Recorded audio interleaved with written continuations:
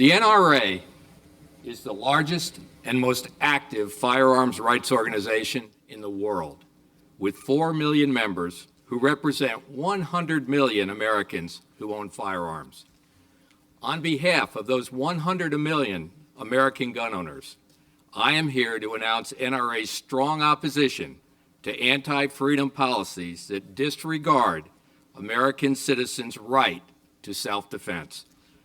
No foreign influence has jurisdiction over the freedoms our founding fathers guaranteed to us. We will not stand idly by why international organizations, whether state-based or stateless, attempt to undermine the fundamental liberties our men and women in uniform have fought so bravely to preserve, and on which our entire American system of government is based. For 6 years, the NRA has closely monitored this effort for an arms trade treaty. We have watched with increasing concern, and 1 year ago, I delivered to the preparatory committee our objections to including civilian arms in the ATT. I said then, and I will repeat now, that the only way to address NRA's objections is to simply and completely remove civilian firearms from the scope of the treaty. That is the only solution. On that, there will be no compromise. American gun owners will never surrender our Second Amendment freedom, period. Our founding fathers wrote the Second Amendment so Americans would never have to live in tyranny.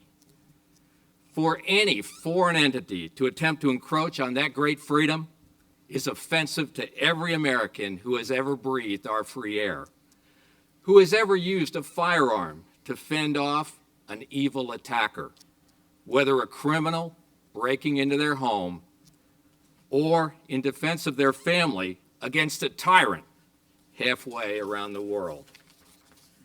Our Second Amendment is freedom's most valuable, most cherished, most irreplaceable idea. History proves it. When you ignore the right of good people to own firearms to protect their freedom, you become the enablers of future tyrants whose regimes will destroy millions and millions of defenseless lives. Without apology, the NRA wants no part of any treaty that infringes on the precious right of lawful Americans to keep and bear arms. Let there be no confusion. Any treaty that includes civilian firearms ownership in its scope will be met with NRA's greatest force of opposition. Mr. President, there are those who believe that merely excluding civilian firearms from the ATT preamble will be sufficient. Let me state in the clearest possible terms that it is not. A preamble to a treaty has no force of law. We know that, and a strong bipartisan majority of the United States Senate and the United States House of Representatives knows that. Any arms trade treaty must be adopted by 2/3 of the United States Senate, which has 100 members.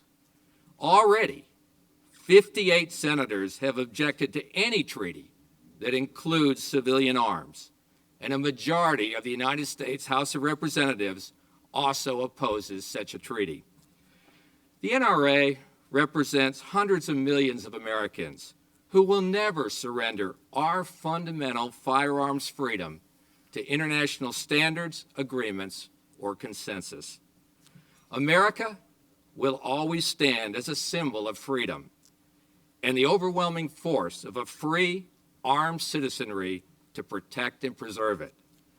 On behalf of all NRA members and American gun owners, we are here to announce that we will not tolerate any attack from any entity or organization whatsoever on our Constitution and our fundamental individual right to keep and bear arms. Thank you.